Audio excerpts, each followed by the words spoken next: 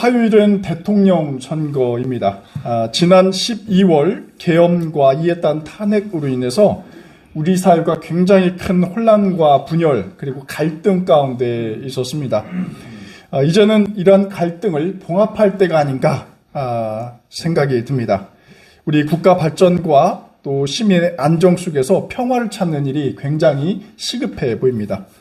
그래서 이번 선거는 새로운 번영의 길로 나아가는 출발점이 되어야 하고 또 우리 신앙인들이 이를 위해서 함께 기도해야 할 때입니다. 이러한 중요한 시점을 앞두고 우리가 뽑아야 할 그 지도자의 모습 어때야 하는지 한번 오늘은 성경을 통해서 성찰하면 좋겠다 생각입니다.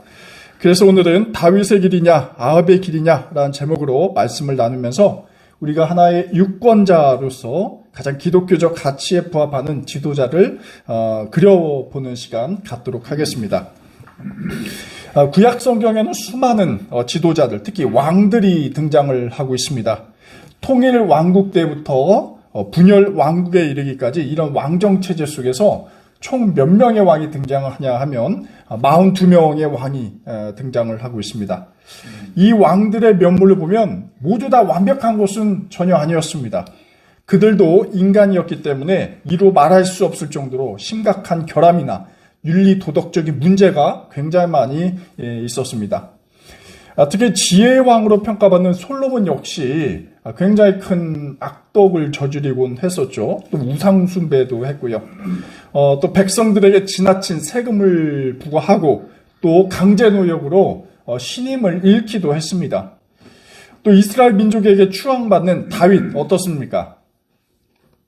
어떻게 이자가 왕이 되었을까라고 할 정도로 심각한 윤리적 문제가 있었습니다. 그 한 예를 들면 다윗은 자신의 충신이었던 우리야 장군의 아내를 빼앗기 위해서 그를 전쟁에 보내 죽게 만들었죠. 가장 위대하다 평가받는 이런 왕들도 상태가 이럴진데 나머지 왕들을 세세하게 말씀드릴 필요도 없겠다라고 보여집니다. 그럼에도 불구하고 성경에서 이러한 왕들을 중요하게 여기는 이유는 이러한 여러 한계에도 불구하고 자신들의 죄가에 대해서 철저하게 반성하고 사느냐 또 변화된 삶을 살아가고 있느냐 이를 보여주기 때문에 성경은 굉장히 잘 집중하고 있습니다. 자신의 죄에 대해서 철저하게 반성하고 변화된 삶을 사는 왕이 있는 반면 어떤 왕은 자신이 저지른 죄조차도 인지하지 못하는 부류도 많습니다. 특히 자신의 죄에 대한 인식과 참회는 성경이 주장하는 변화된 존재로 사는 어떤 인간을 판단하는 굉장히 중요한 기준이 되고 있습니다. 특히 한 국가를 통치하는 왕의 경우는 더욱더 그렇습니다. 그래서 이러한 기준에서 오늘 본문을 보면 아주 대비되는 두 왕이 등장을 하죠. 하나는 다윗이고 다른 하나는 아합입니다. 다윗은 통일왕국 시대 이스라엘의 제2대 왕이었습니다. 사울 다음으로 다윗이 치리를 했고 또 다윗의 아들이 누구였습니까? 바로 솔로몬이었죠. 그래서 다윗은 기원전 1010년부터 970년까지 약 40년간 이스라엘을 통치한 인물이었습니다. 이에 반해서 아합은 분열왕국 시대 활동한 왕이었습니다. 그래서 북이스라엘 제7대 왕이었습니다. 기원전 871년부터 851년까지 약 20년을 통치한 왕이었죠. 그래서 다윗과 아합 사이에는 최소 100년 이상의 그런 시간적인 차이가 있습니다. 오늘 본 성경은 이 두 인물을 매우 상반된 존재로 묘사를 하고 있습니다. 다윗의 죄는 약하고 아합의 죄는 중하다 이런 얘기가 전혀 아닙니다. 하나님 보시기에는 모두 다 악인입니다. 다만 자신이 범한 이러한 사회적 죄를 어떻게 인정하고 이를 어떻게 해결해 나가느냐 이것이 핵심입니다. 어떤 공적인 죄 관리 능력이라고 할까요? 특히 왕이 어떻게 국가를 통치해 나가는지 또 무엇보다 군주로서 백성들을 어떻게 다루고 이러한 통치가 어떻게 하나님 신앙과 연결이 되어 있는지 성경은 이를 가지고 아주 면밀하게 판단을 내리고 있습니다. 우선 아합부터 살펴보도록 하겠습니다. 성경이 묘사하는 아합은 역대 이스라엘 왕 중에서 가장 악독한 왕으로 묘사를 하고 있습니다. 특히 열왕기상 16절 보면요, 이런 대목이 존재하는데요. 아합은 그 이전의 이스라엘 모든 왕보다 심히 이스라엘 하나님을 노하게 하였더라라는 구절이 있습니다. 이렇게 하나님이 진노하게 되는 배경이 무엇이었을까? 그 하나의 배경이 바로 오늘 말씀 속에 등장하고 있죠. 어느 날 아합 왕이 왕궁 근처를 산책하다가요, 한 포도원을 발견하게 됩니다. 왕이 보기에 이 포도원이 굉장히 마음에 들었던 모양입니다. 이 포도원을 갖기 위해서 주인이 누구인지 알아보다가 그 포도원이 바로 이스라엘 지역 사람인 나봇의 것임을 알게 됩니다. 그래서 아합은 나봇에게 그 포도원을 가서 자신에게 달라 이렇게 요청을 하고 있죠. 하지만 안타깝게도 이 포도원은 조상의 유산으로 받은 것이기 때문에 줄 수 없다고 이렇게 말합니다. 당시 율법에 따르면 조상의 유산으로 받은 재산은 매매가 사실 금지되었습니다. 물론 이 부분도 왕이 굉장히 잘 알고 있었을 것입니다. 왕이 사실 율법을 준수했더라면 재차 이 나봇에게 포도원을 팔라고 말하지 않았을 것이죠. 하지만 아합은 이 나봇이 거절하면 할수록 더욱더 그 포도원을 갖고 싶은 마음이 욕심이 더 커져갔습니다. 아합이 얼마나 이 포도원을 갖고 싶었는지 어린아이들처럼 굉장히 분노하면서 음식도 안 먹고 밥도 안 먹고 몇 날 며칠을 그냥 침대에 누워서 이렇게 지내고 있었던 것입니다. 굉장히 웃긴 상황이죠. 그러니까 아내 이세벨이 이렇게 재차 묻습니다. 무슨 일로 그렇게 분노하고 마음이 상해 있느냐라는 것이죠. 상황을 듣고 이세벨은 이제 왕에게 걱정하지 말라며 자신의 포도원을 왕의 것으로 만들어줄 테니 잠시만 기다리라 하면서 술책을 짜내게 됩니다. 여러분, 이세벨이 어떻게 합니까? 이세벨은 아합의 이름으로, 왕의 이름으로 나봇이 살고 있는 마을의 원로와 귀족들에게 편지 하나를 보냅니다.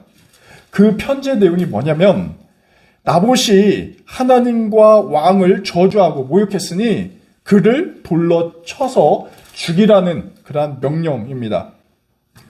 이 명령을 받은 원로와 귀족은 어떻습니까? 따를 수밖에 없었죠. 그래서 이세벨은 나봇이 돌로 맞아 죽었다는 소식을 아합에게 전하고 결국 이렇게 말을 합니다. 오늘 묵상한 15절에 이렇게 기록되어 있는데요. 일어나십시오. 돈을 주어도 당신에게 넘기지 않겠다고 했던 그 이스라엘 사람 나봇의 포도원을 차지하십시오. 나봇은 살아있지 않습니다. 죽었습니다. 남편과 아내가 어떻습니까? 무고한 백성들을 모욕하고 죽음으로 몰고 간 것이죠. 악독하기 그지없었습니다.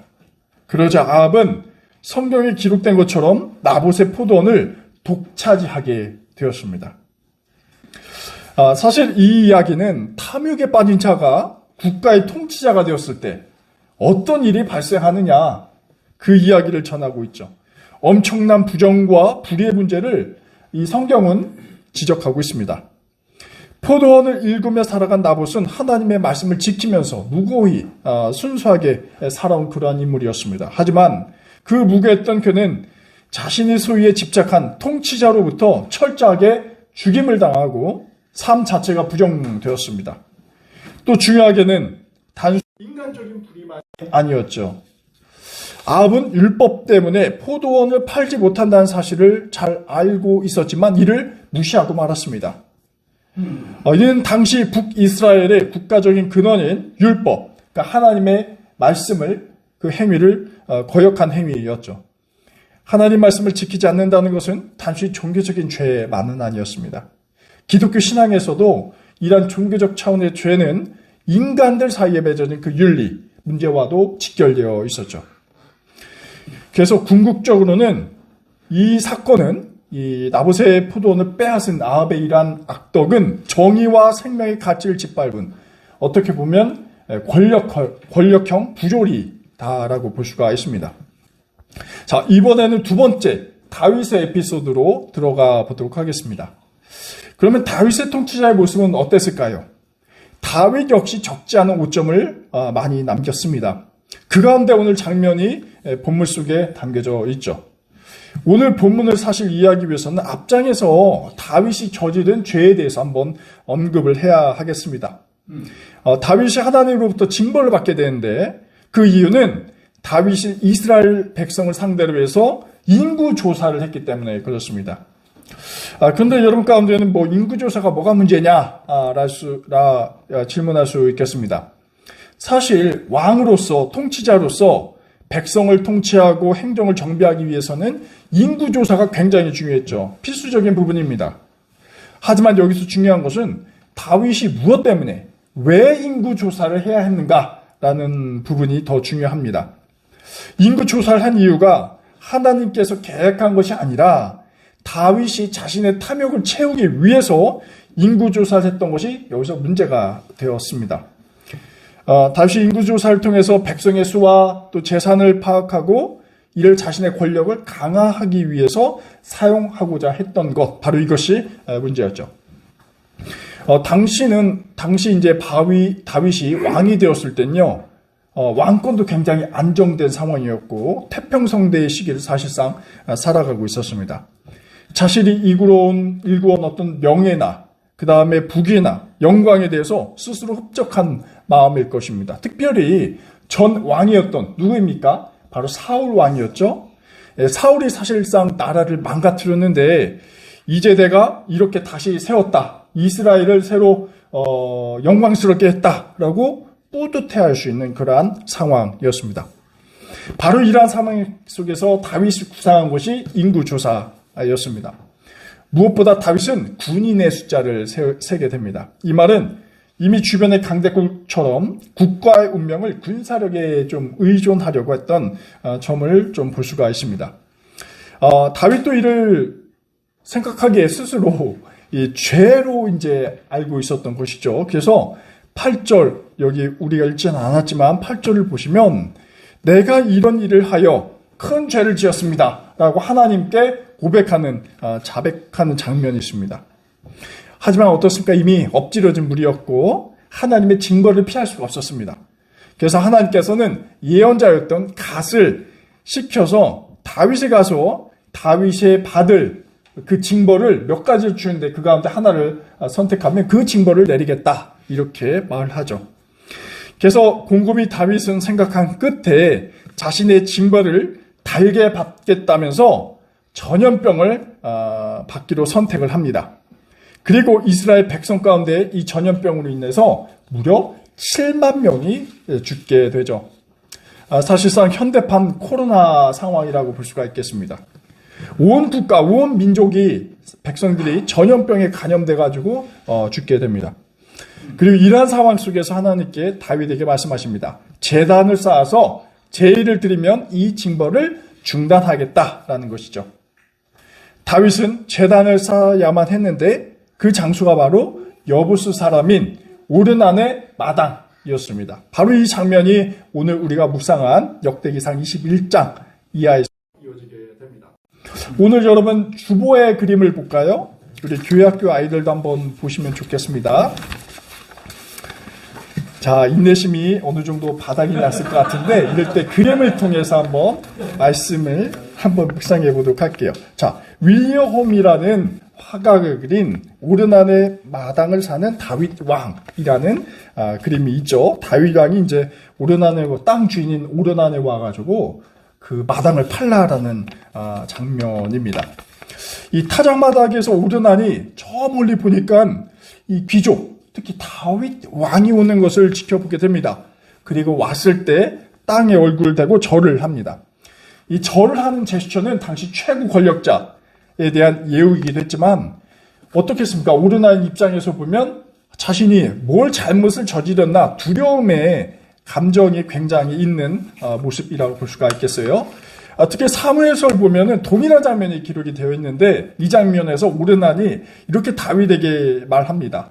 어찌하여 내 왕께서 종에게 임하시나이까?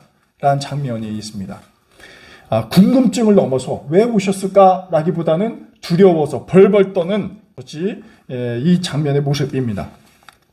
다윗이 오르난에게 와서 이렇게 이야기합니다. 타작 마당을 나에게 팔라 라고 이야기합니다. 다윗은 충분한 값, 즉 시세보다 더 값을 쳐줘가지고 땅값을 주겠다라는 것이죠. 여러분 그 이유는 무엇입니까? 바로 전염병을 그치게 하기 위해서였습니다. 오르나는 이 이야기를 듣고 그냥 자신의 땅은 물론이거니와 번제물도 드리고 소도 드리고 땔감 등 모든 것을 드리겠다 이렇게 합니다. 하지만 다윗은 거절합니다. 그렇게 무상으로 받으면 안 되고 충분한 값을 지불하겠다라고 재차 말을 하죠. 여러분 아합 왕 같으면 어땠을까요? 얼싸 좋다고 그냥 가져갔을 것입니다. 나봇의 땅을 얻기 위해서 나봇에게 모함도 씌우고 또 그를 죽이기까지 했는데 다른 백성들의 상황은 전혀 개의치 않았을 것이죠.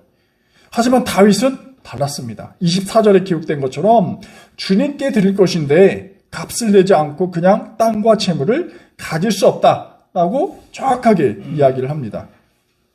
어쩌면 다윗도 권력자로서 아합처럼 땅을 강제적으로 빼앗을 수도 있을 경우인데 상당한 값을 쳐서 구입한다는 것은 여러분 무엇 때문일까요?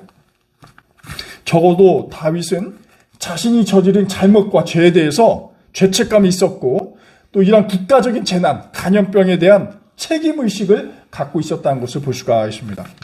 물론 다윗은 죄를 짓지 않았으면 더욱더 좋았겠죠. 하지만 그는 자신의 잘못을 제대로 인식했을 뿐만 아니라 그 잘못을 해결해가는 과정이 어떻습니까? 굉장히 책임있게 다루는 모습을 보게 됩니다. 이러한 장면은 아합이 나봇을 모함하고 죽인 후 그의 포도원을 차지했던 것과는 굉장히 대조되는 행위입니다. 다윗은 죄인이었습니다. 하지만 공정하게 그 잘못을 처리하려는 노력을 오늘 본문은 말해주고 있습니다. 이번 선거는 탄핵으로 이뤄진 조기 대선의 성격을 갖고 있죠. 지난 정권은 국민의 연원과 달리 많은 정치적 아쉬움을 지닌 채 역사의 뒤안길로 사라졌습니다. 근데 이 정치 권력의 부정적인 유산, 사회적 경제적 위기, 이것은 여전히 아직까지 우리에게 피부로 느끼고 있고 남아 있습니다.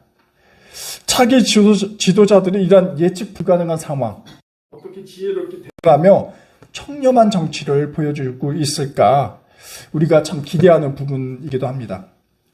하지만 안타깝게도 지난주 여러분 TV를 통해서 보셨겠지만 대선 후보자 토론회를 보면서 정치적 반감과 혐오 속에서 건설적인 어떤 비전과 정책을 듣기가 쉽지 않았습니다. 또 여러분께서 언론을 통해서 보고 또 읽으셨으리라 생각이 듭니다. 이념과 정치적 양극화가 굉장히 심하고 또 합리적인 방식으로 우리가 어떻게 선거할 것인가 이에 대해서도 고민에 빠지게 됩니다. 정당들도 마찬가지였죠.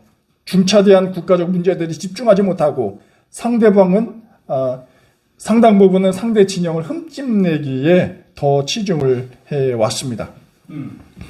우리가 이 모든 요소들을 고려해야 하겠지만 그럼에도 불구하고 우리가 성경을 통해서 말씀을 통해서 주어지는 깨달음은 이 국가의 상황을 객관적으로 인식하고 또 탐욕에 기반한 지난 정제의 모습을 인정하면서 어떻게 우리 백성과 우리 시민과 이 나라를 정의와 생명과 평화의 세상으로 만들어 갈 것인가 이렇게 고민하는 지도자가 필요하다라는 것입니다. 사실 모든 후보자들이 약점이 있고 죄가가 있을 것입니다.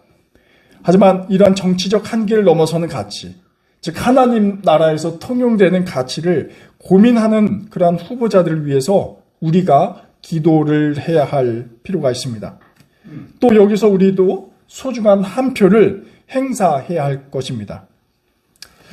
성경 속에서 아합 왕은 탐욕에 기반한 정치를 했습니다. 그렇게 무고한 백성들의 삶을 파괴시켰고 불의를 벗으로 삼았습니다. 결국 그가 이끄는 이스라엘은 자신만이 아니라 온 백성들이 또 죄가 있든 없든 고통과 불안 속에서 살 수밖에 없었죠. 하지만 다윗은 어땠습니까? 다윗은 달랐죠. 그 역시 하나님 앞에 중대한 죄인이었습니다. 잘못된 정치를 했습니다. 하지만 그는 자신의 죄에 대해서 확고한 인식이 있었습니다. 변화될 의지를 보여줬습니다. 그리고 하나님 앞에 그 죄를 감당하길, 달게 받길 주저하지 않았습니다. 아합처럼 무고한 백성들의 재산을 빼앗은 것이 아니라 엄중한 책임 의식을 느끼고 또 자신이 저지른 죄에 대해서 대가를 치르게 되었습니다. 그리고 이스라엘 국가를 하나님의 율법에 맞춰서 바로 세우고 공적인 책무를 다하는데 게으르지 않았다라는 것이죠. 그래서 사무엘 하 8장 15절을 보니까요, 다윗의 말년, 거의 다윗이 죽었을 때 이렇게 평가를 하는 대목이 있어요. 한번 들어보도록 하겠습니다. 자, 다 마쳤습니다. 다윗이 왕이 되어서 이렇게 온 이스라엘 백성을 다스릴 때 그는 언제나 자기의 백성 모두를 공평하고 의로운 법으로 다스렸다라는 대목이 나와요. 언제나 자기 백성을 모두 공평하고 의로운 법으로 다스렸다라는 것입니다. 법을 가지고 일부 소수의 권력자들이 자기에 맞게 편법을 구사하고 한 것이 아니라, 불법을 저진 것이 아니라 모두 공평하고 의로운 법으로 다스렸다라는 것입니다. 어찌 보면 당연한 거지만 당연하지 않게 된 것을 우리가 오늘 한국 사회의 모습을 통해서 볼 수가 있죠. 하지만 다윗은 공평하고 의로운 법으로 다스리는 그런 인물이었고, 또 민심을 천심으로 생각하고 생명을 살리는 지도자였습니다. 바로 이러한 인물이 우리가 찾는 지도자가 아닐까요? 이번 선거를 통해서 우리나라가 한 걸음 하나님 나라에 더 가까이 갈 수 있길 간절히 기원합니다. 기도하겠습니다. 하나님, 대선을 앞두고 주님께서 원하는 지도자를 저희도 찾고 있습니다. 자기 탐욕에 눈이 멀어 백성들의 삶을 훼손하고 정의와 공의를 저버린 아합이 아니라 자교의 죄를 인식하고 이를 주님의 법도에 따라 극복하려 했던 다윗을 저희는 원합니다.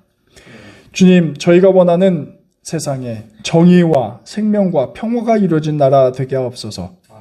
저희도 유권자로서 책임 의식을 함께 지니며 하나님 나라를 이루어가는 성숙한 시민이 되게 하옵소서. 예수 그리스도의 이름으로 기도드립니다. 아멘.